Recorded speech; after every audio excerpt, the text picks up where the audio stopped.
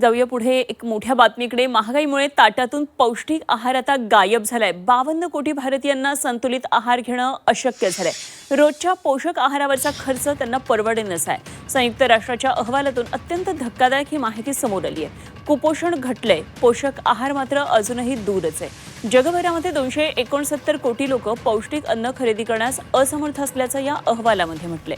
देशात कुपोषणाचं प्रमाण काही अंशी कमी झालेलं आहे, मात्र कोट्यवधी भारतीय अजूनही पौष्टिक आहारापासून दूरच आहेत। वाढत्या महागाईमुळे नागरिक पोषक आहार घेऊ शकत नाहीत अशी धक्कादायक माहिती संयुक्त राष्ट्रांच्या अहवालातून समोर आलेली आहे। फळं, भाज्या, डाळी, दूध आणि प्रथिनयुक्त अन्न यासारख्या मूलभूत गरजा नियमितपणे पूर्ण करणं हे 52 कोटी भारतीयांना परवडत नाहीये।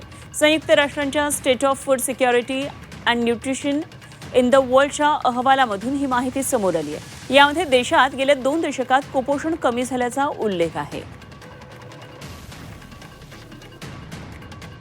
आपण ग्राफिक्सवर हा सगळा महत्त्वाचा मुद्दा समजून घेऊया। भारतीयांच्या आहारातून पौष्टिक आहार कसा गायब झालाय पहा।